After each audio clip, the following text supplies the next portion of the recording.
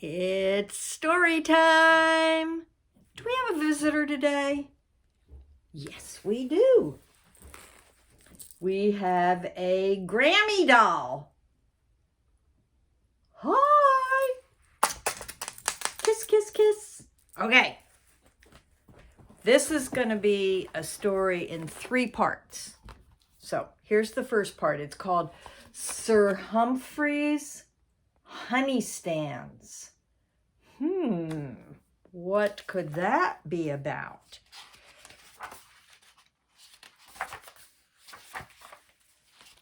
Okay. There was once a bear who lived in a beautiful house deep in the forest in the kingdom of Kidderminster.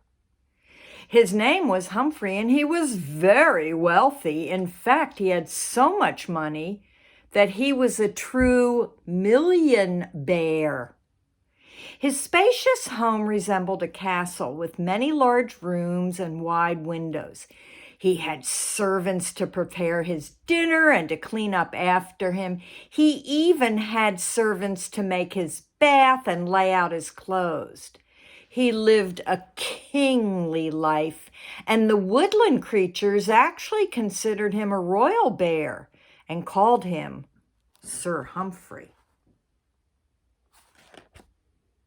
He had gotten rich after he found an enormous beehive. He sold the honey from it, and the woodland creatures couldn't seem to get enough of it. They thought it was delightful for topping ice cream, waffles, and peanut butter sandwiches. Some took to adding it to their hot tea, while others poured it onto their crumpets and raisin cakes. Still, others enjoyed it just plain, all by itself. Humphrey soon found himself swamped with so many orders for honey that he couldn't keep up. He looked for other animals to help him with his honey business. Freddie the fox was one of the first animals to come forward. Freddie was a clever sort and seemed very willing to help. Before long, Freddie became Humphrey's chief fox and #1 servant. Now, years after discovering the beehive, Sir Humphrey had a number of honey stands scattered throughout the forest. He had many servants who took care of supplying honey to the forest folk, and Freddie the fox was in charge of them all. This left Sir Humphrey free time to spend his days relaxing in his spacious home, sipping tea and eating freshly baked muffins and honey.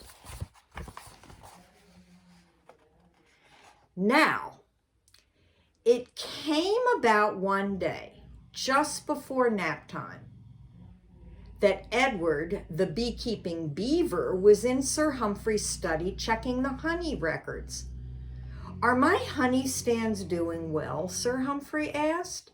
"Oh, yes, quite well," Edward assured him, adjusting his round spectacles. "In fact, you could say..." What is it?" Sir Humphrey asked. "Probably nothing," Edward said. "Just a slight discrepancy." "A slight what?" Sir Humphrey asked. "A discrepancy, a small problem," Edward explained. "The numbers here don't seem to add up correctly. It seems that one of your servants has borrowed several jars of your honey and failed to return them or pay you." Sir Humphrey was silent for a moment. His nose wrinkled up as he wondered what this meant. "One of my trusted servants?" "Yes, sir. According to the figures, he owes you 99 jars. 99 jars, Humphrey shouted. "No, excuse me, I was mistaken. Let me check those numbers." Phew, for a moment I was getting very concerned. Sir Humphrey smiled.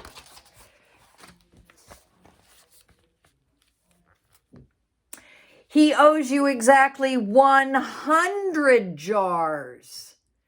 100 jars, sir. Humphrey nearly fell from his seat. What on earth could anyone do with 100 jars of honey?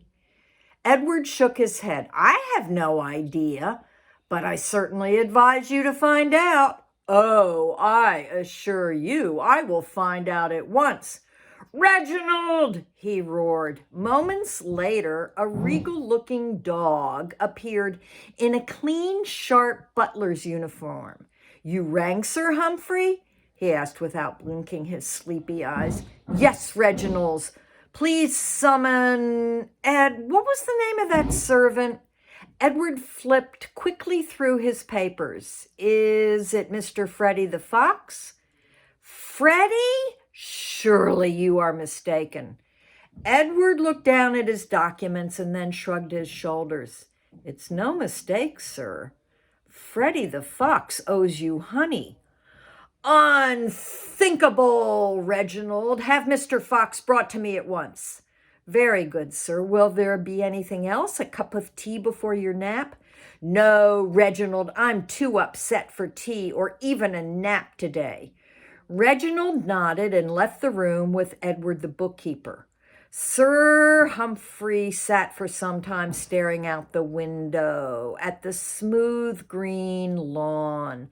There were birds hopping about, the sunlight was streaming through the tall everwood greens, and a group of young squirrels were tossing acorns. But Sir Humphrey did not notice. He simply sat slouched in his chair, muttering to himself. Finally, he heard a knock at the door of his study. Come in, he said in a deep voice. Reginald the butler held the door open. A Mr. Fox to see you, sir. Good day, Sir Humphrey, Freddy said brightly as he entered the study. You're looking good, sir. Must be the muffins and honey. Oh, it's awful nice of you to have me over like this. What did you want to talk about? I was thinking about a place over by the Elk Lodge and That's not why I asked you here, Freddy, Sir Humphrey interrupted. Sit down and listen. Ed, tell Mr. Fox what you found on the records. According to these figures, Mr. Fox, you owe Sir Humphrey 100 jars of honey. Sir Humphrey leaned forward towards the fox. How do you explain this? Freddy stuttered.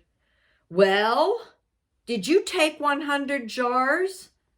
I guess so, Freddy said quietly. You guess so? Sir Humphrey roared. Freddy, whatever did you do with 100 jars of honey? That's enough honey to hold an all-forest pancake festival. We could invite King Leonard and his court besides. Yeah, I guess you're right, Freddy said. Okay, we're going to stop here and I'll do some more tomorrow. Mwah! I love you.